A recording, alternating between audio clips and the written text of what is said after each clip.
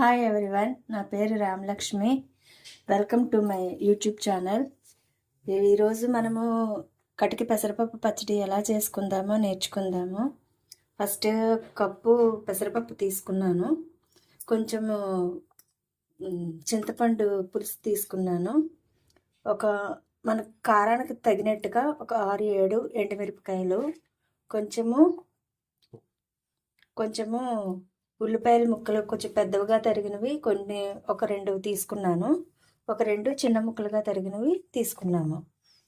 ఈ విధంగా చేసిన తర్వాత ఈ చింతపండు పులుసు అనేది మనకి ఎప్పటికప్పుడు చేసుకోవడానికి ఇబ్బందిగా ఉండేటప్పుడు రెడీగా చేసి పెట్టుకోవడానికి కొంచెము రెడీగా చేసుకొని నేను పెట్టుకున్నాను. అది ఎలాగంటే, చింతపండు ముందు కొంచెము వేడి నీళ్ళల్లోనే నానబెట్టేసి 1 గంట వదిలేసి దాన్ని చింతపండు మగ్గు తీసేసిన తర్వాత మిక్సీ కొట్టి దాన్ని ఉడికించి కొంచెం ఆయిల్ వేసి ఉడికించి దగ్గరగా అయిన తర్వాత చల్లారాక స్టోరేజ్ చేసి ఫ్రిడ్జ్లో పెట్టుకుంటే మనకి కొన్నాళ్ళు నిల్వ ఉంటుందండి.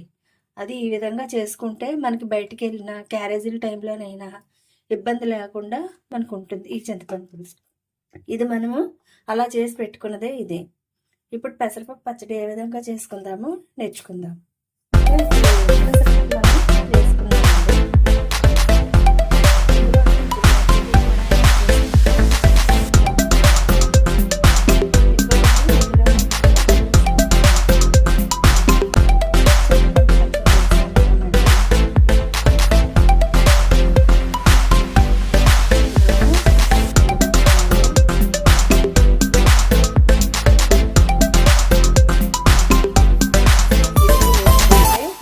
కాకుండా త్వరగా మీకు అందులోని కలిసిపోతుంది. ఇందులోనే సరిపడగా ఉప్పు,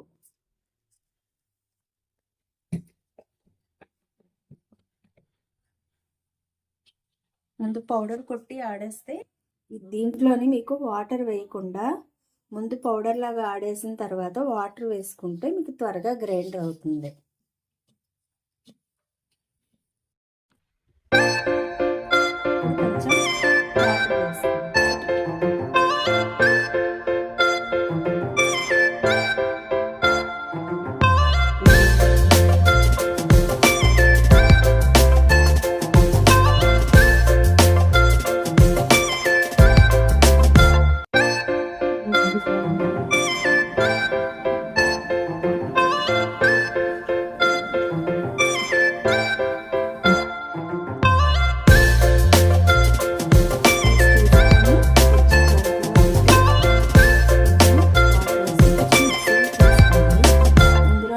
ఉప్పు కానీ సరిపోకపోతే కారం కానీ మళ్ళీ మీకు వేసుకోవచ్చు.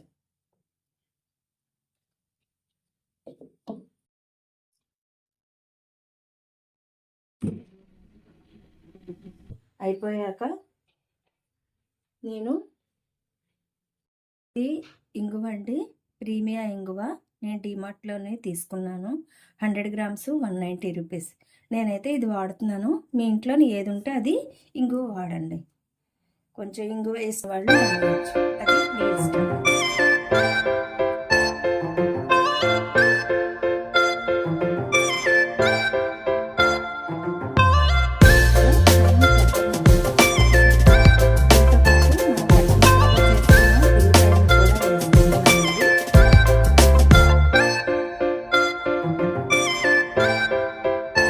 ఎక్కువసేపు మనం మిక్సీ చేయకూడదు, ఒక్కసారి తిప్పేసి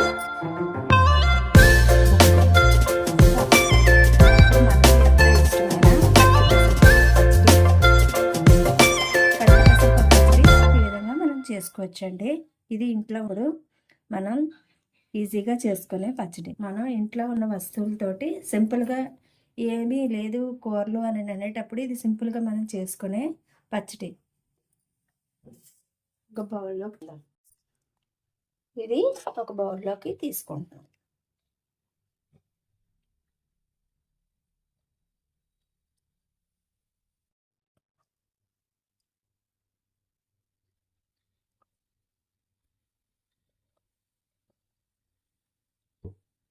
ఇప్పుడు ఈ మిక్సీ కడిగిన తర్వాత వాటర్ ఉంటుంది కదా, ఈ వాటరు మనం రసం పెట్టుకునేటప్పుడు ఈ వాటర్ అందులో వేసుకుంటే టేస్టీగా బాగుంటుంది. ఇందులోని కొంచెము మిక్సీ ఆడిన తర్వాత పచ్చిల్లిపాయలు చిన్న ముక్కలుగా తరుక్కున్న కొన్ని ఉన్నాయి కదా, అది అందులోని కొన్ని ముక్కలు మనం ఇందులోని కలుపుకుంటే తినేటప్పుడు టేస్టీగా బాగుంటుంది.